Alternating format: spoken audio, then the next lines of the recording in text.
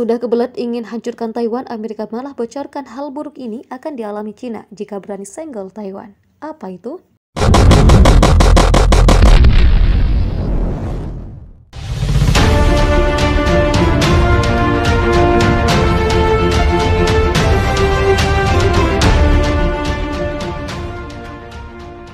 China sudah mengumumkan bahwa mereka akan melakukan reunifikasi ke Taiwan dalam waktu dekat. Artinya, reunifikasi ini akan dilakukan melalui jalan militer seperti yang sudah lama direncanakan oleh China. Namun, seorang mantan kolonel marinir Amerika Serikat baru-baru ini meminta Amerika Serikat untuk mengklarifikasi posisinya dalam membela Taiwan jika pulau itu diserang oleh China.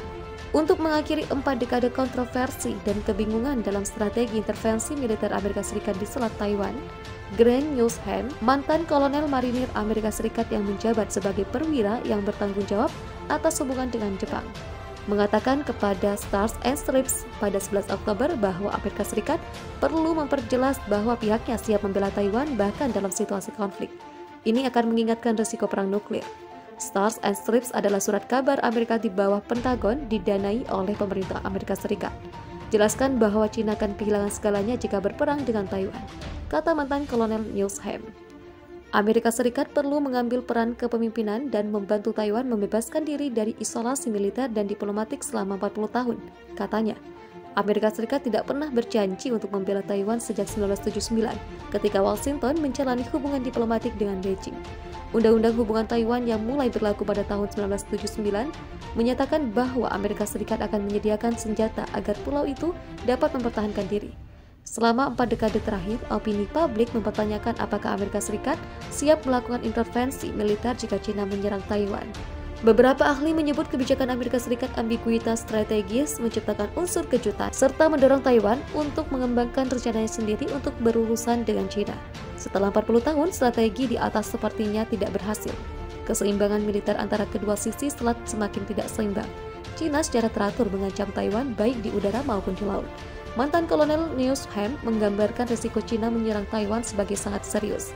Militer China telah berlatih selama bertahun-tahun untuk misi ini, kata Newsham. Seorang mantan perwira marinir, Newsham sangat berpengetahuan tentang strategi perang amfibi, telah bekerja dengan pihak Jepang di bidang ini. China telah memahami pentingnya strategi tempur gabungan dari pasukan udara, bea cukai, dan darat, kata mantan kolonel Amerika Serikat itu. Menurut Newsham, pesawat tempur China akan mengebom pulau itu, melumpuhkannya sebelum pasukan China mendarat secara massal. 7 hingga 8 tahun lalu, China tidak akan berhasil jika menyerang Taiwan.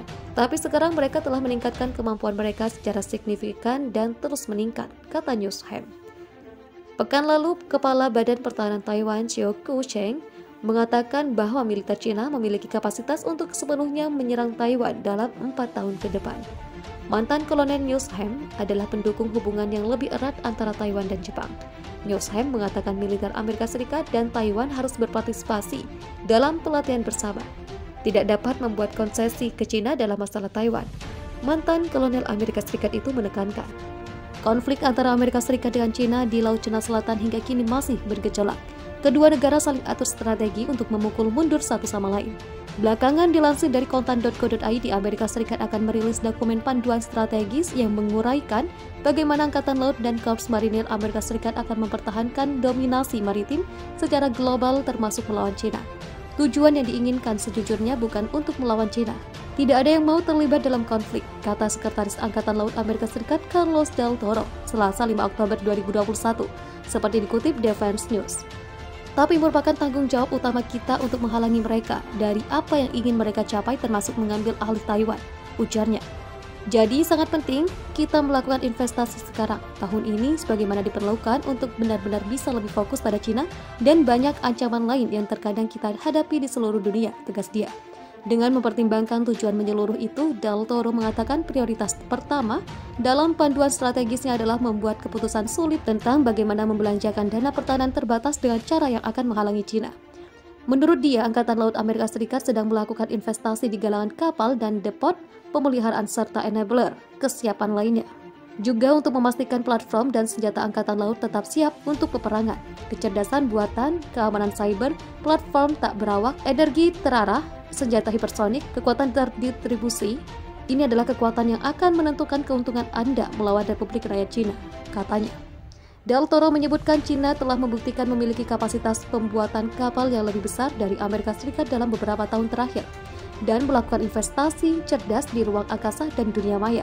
Itu semua membuat investasi Amerika Serikat yang cerdas menjadi penting. Mengingat ancaman yang China timbulkan tidak hanya terhadap Amerika Serikat, tetapi juga sekutu dan mitra serta keseluruhan norma yang telah mempromosikan perdamaian sejak akhir Perang Dunia II. Del Toro menyatakan prioritas kedua dalam panduan strategisnya adalah menopang aliansi dan kemitraan di sekitar dunia. Sangat penting bagi Angkatan Laut Amerika Serikat untuk membangun kemitraan dengan negara-negara seperti Australia, India, Filipina, Indonesia, banyak negara lain di dunia, sebutnya. Kawasan Indo-Pasifik, Del Toro bilang, sedang terancam. Dan kemitraan juga untuk menyediakan senjata serta teknologi yang Taiwan butuhkan untuk bisa mempertahankan diri. Sehingga China dapat melihat sekeliling dan pada dasarnya mengatakan, kami tidak punya teman, kami tidak memiliki sekutu maritim yang akan bekerja dengan kami, ujar dia. Dan mudah-mudahan itu akan menghalangi mereka dari apa yang diyakini sebagai orang sebagai tujuan akhir mereka, yaitu merebut Taiwan, imbuhnya.